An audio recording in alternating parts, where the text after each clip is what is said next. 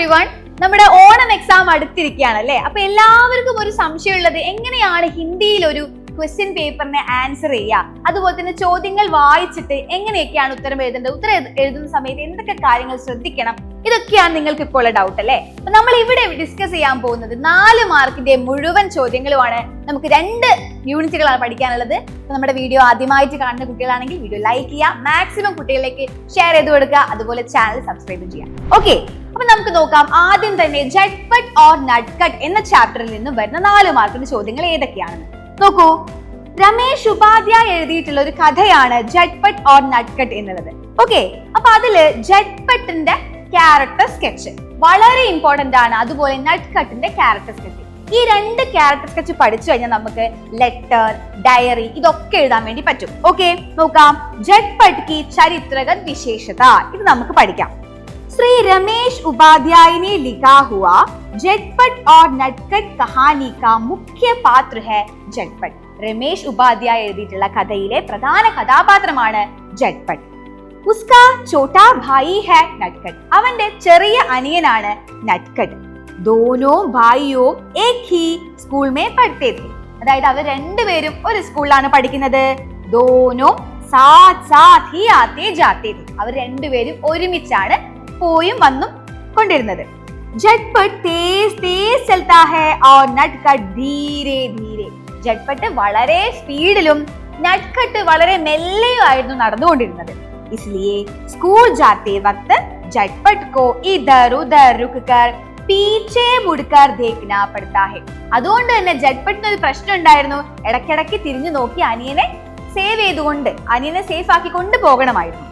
कभी कभी स्कूल जाने के लिए देरी होते समय, ചിലപ്പോഴൊക്കെ സ്കൂളിൽ പോകുന്നത് ലേറ്റ് ആവേ, ആ സമയത്ത് ചോട്ടേ കാ ഹാത്ത് പക്കഡ്കർ ദൗഡനാ പड़ता है. ആ സമയത്ത് ചോട്ടേ ഭായി ആയിട്ടുള്ള നട്ട്കട്ടിന്റെ കൈ പിടിച്ചുകൊണ്ട് ഓടി വേണം സ്കൂളിൽ പോവാൻ. മാ കി ഹിദായത് ദി, അമ്മയുടെ നിർദ്ദേശം ഉണ്ടായിരുന്നു.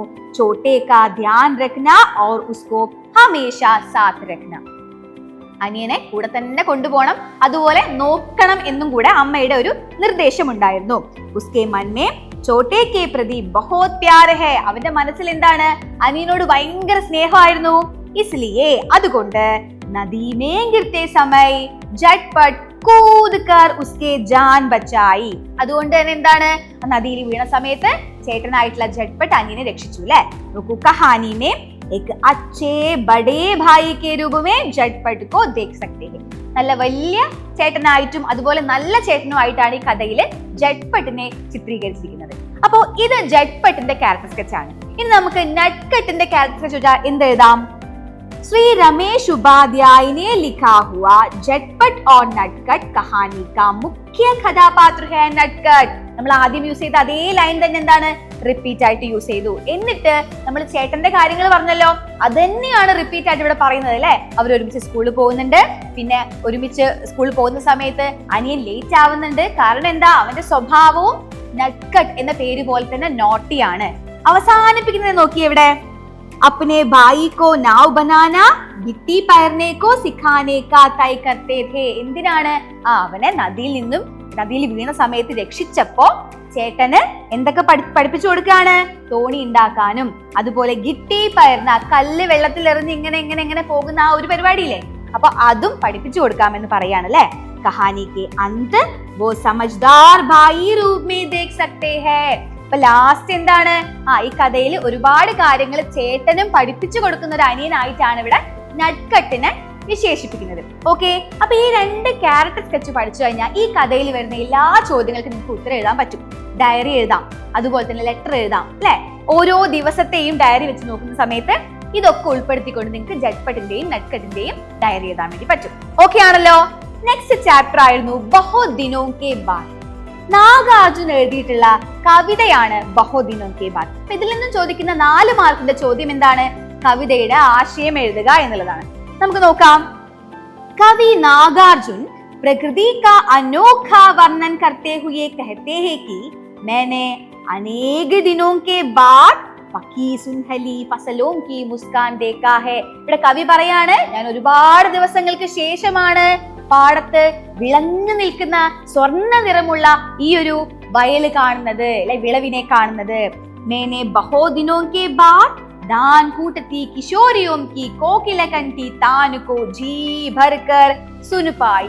ഒരുപാട് നാളുകൾക്ക് ശേഷമാണ് ഞാൻ ധാന്യങ്ങൾ മെയ്യുന്ന അല്ലെ, അതായത് ധാന്യങ്ങൾ മെതിക്കുന്ന പെൺകുട്ടികളുടെ ആ ഒരു മധുരമായ സ്വരം കേൾക്കുന്നത് എന്ന് പറയാണ്. ആ बहुत दिनों के बाद मैंने मौलसिरी के ताजे फूलों के सुगंध को जी भरकर सूंघ पाया. ഒരുപാട് നാളുകൾക്ക് ശേഷമാണ് ഞാൻ ഇലഞ്ഞിയുടെ ഫ്രഷ് ആയിട്ടുള്ള ആ ഒരു ഇലഞ്ഞിപ്പൂവിന്റെ മണം ഞാൻ ആസ്വദിക്കുന്നത് എന്ന് പറയാണ്. मैंने बहुत दिनों के बाद. ഈ ഒരു വാക്ക് എല്ലാ സ്റ്റാൻസയിലും റിപ്പീറ്റ് ആയിട്ട് വരുന്നത് കൊണ്ട് തന്നെ നമ്മളുടെ ആശയം എഴുതാൻ എളുപ്പമാണ്. നമുക്ക് ഈ ഒരു വാക്ക് ആശയത്തിലും പ്രയോഗിക്കാം.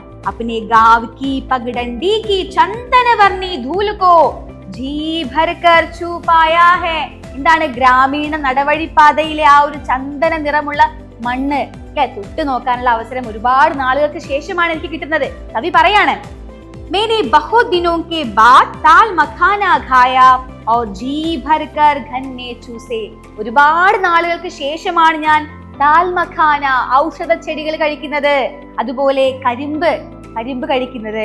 इस पृथ्वी पर ഈ ഒരു ഭൂമിയിൽ मैंने गंध रूप रस शब्द स्पर्श आदि को जी भरकर भोगा.